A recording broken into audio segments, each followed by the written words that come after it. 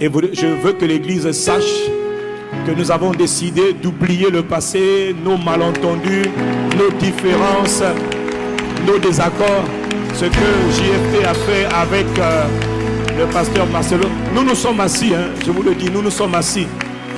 Avec le pasteur Marcelo, nous nous sommes assis. Avec JFT, nous nous sommes assis. Avec le pasteur Sanogo, nous nous sommes assis. On a parlé en frère, en bonne intelligence, en toute humilité. Quelqu'un me donne un bon amen.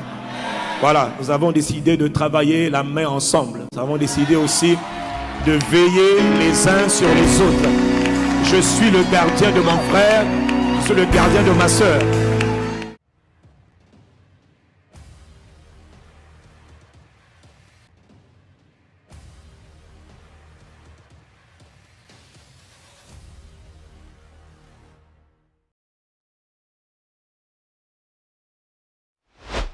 Le corps de Christ est constitué de plusieurs membres.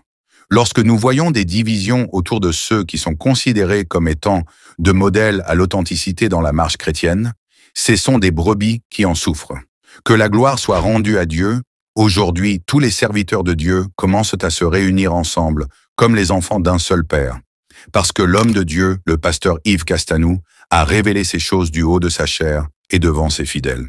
Alors qu'ils étaient ensemble avec le pasteur Marcelo, avec le pasteur Mohamed Sanogo et le prophète Joël Francis Tatou. Shalom tout le monde et bienvenue à la chaîne. Sur cette vidéo, nous allons vous présenter le propos émouvant du pasteur Yves Castanou à toute la communauté après avoir réconcilié avec son frère dans le ministère, le prophète Joël Francis Tatou, qui est le responsable des églises Portes de Cieux. Incroyable, tout le monde a apprécié ce que de voir les frères demeurer ensemble dans le Seigneur. Comme vous êtes en train de voir dans les images, le diable a fini par être humilié. C'est fini. En ce jour, l'humilité a repris sa place dans le corps de Christ. Et voici, le diable a complètement, à travers de cette franche réconciliation entre les deux serviteurs de Dieu, le pasteur Yves Castanou du méga-église Impact Centre Chrétien ICC et le prophète Joël Francis Tatou.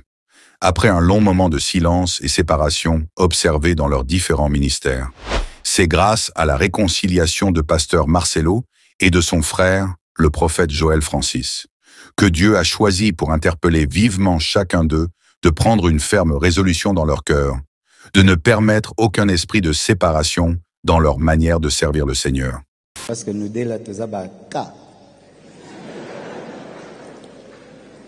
mais on a décidé. Si on a des choses à dire, on se parle.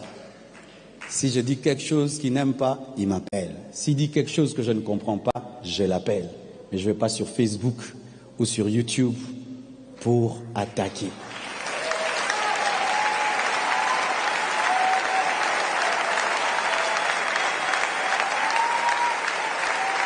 Comme il est écrit dans le livre de Philippiens au 2e chapitre, que rien ne se fasse par esprit de parti ou par vaine gloire, mais que dans l'humilité, l'un estime l'autre supérieur à lui-même, chacun ne regardant pas à ce qui est à lui, mais qu'il considère aussi ceux des autres.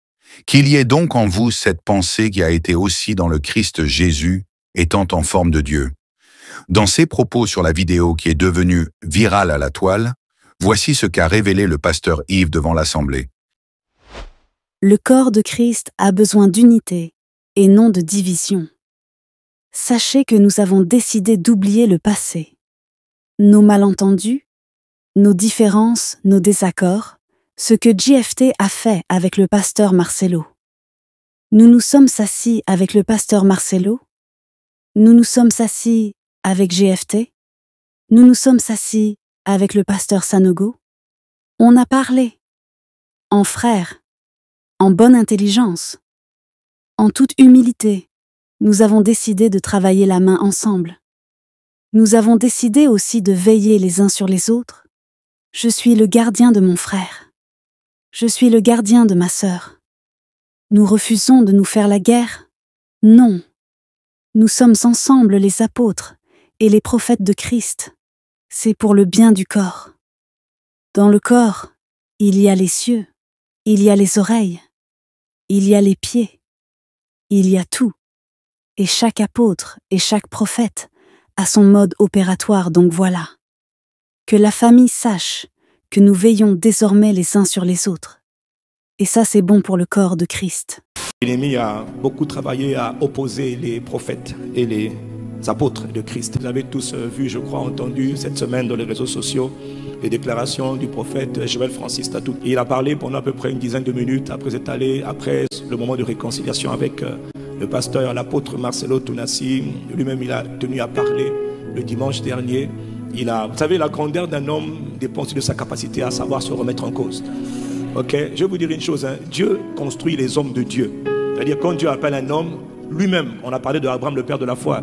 Dieu n'a pas bâti Abraham en un an, hein, en 10 ans. Hein. Dieu a travaillé Abraham. Dieu a taillé Abraham. Dieu a façonné Abraham. Il n'est pas devenu le père de la foi comme ça, en chantant dans son nom. Il a éprouvé. Abraham a fait des erreurs, hein, mais il est le père de la foi. Donc Dieu n'attend pas qu'on soit des hommes de Dieu parfaits. Non, c'est un Dieu parfait qui travaille avec des hommes imparfaits. Et les hommes de Dieu peuvent se tromper. Moi qui parle, j'ai fait des erreurs. Dans le prophète Joël Francis Tatou, lui aussi a dit des choses pour lesquelles il s'est repenti. Il a demandé pardon publiquement pour ceux qu'il avait dit qui avaient égaré les gens. Et il a dit qu'il allait se reconcentrer sur l'appel authentique que Dieu lui avait donné, le message du réveil. Et beaucoup ont commencé à polémiquer. Certains se sont réjouis. D'autres ont dit non, c'est du n'importe quoi. Sachez une chose, c'est que nous nous sommes réjouis. Nous nous sommes bénis, nous nous sommes heureux. Et je dois vous dire, ne jetez jamais la pierre sur quelqu'un que Dieu a oint. Ce n'est pas parce que Dieu a oint quelqu'un que la personne est parfaite. Non, mais Dieu a oint. Ne critiquez pas hein, ceux qui sont oints, ceux qui sont appelés de Dieu. Et moi qui parle, j'ai enseigné des choses qui n'étaient pas bonnes hier. Et puis quand Dieu m'a parlé, je me suis recadré, je me suis reconcentré sur le message du Christ.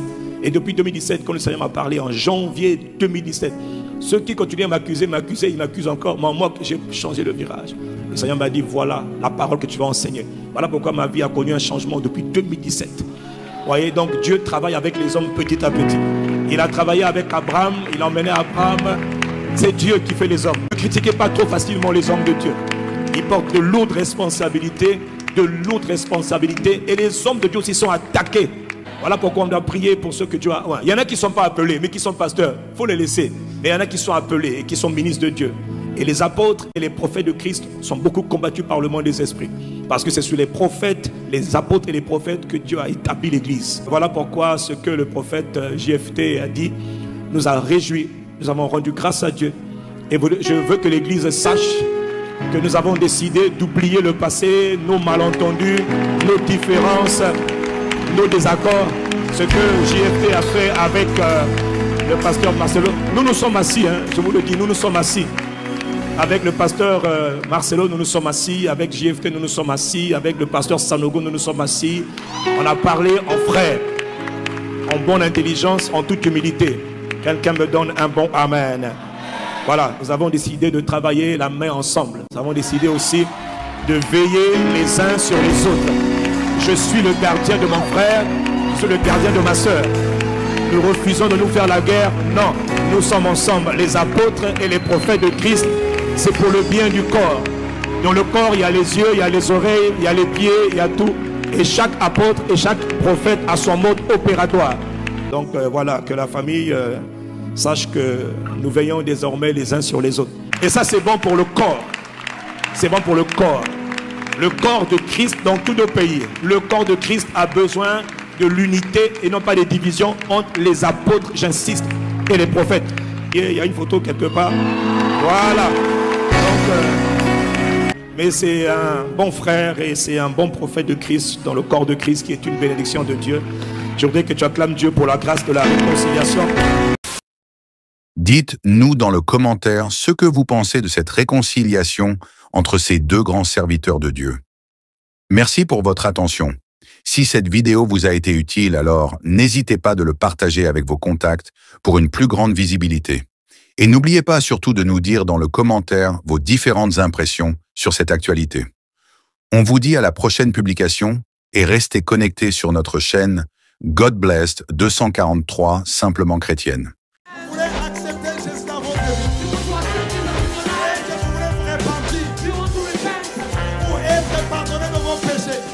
C'est pourquoi, mes amis, Vous ne pouvez pas croire dans un prophète qui vient, qui dit que lui, il est le chemin. J'étais païen, j'étais beau. Je deviens chrétien, je deviens vilain. Comment? Comment? Le silence n'est pas un vide, c'est un puissant langage de celui qui sait ce qu'il fait. C'est le langage du mature. La personne qui est mature répond deux fois par le silence, se tait seulement. Si le ciel s'est réconcilié avec la terre par la croix,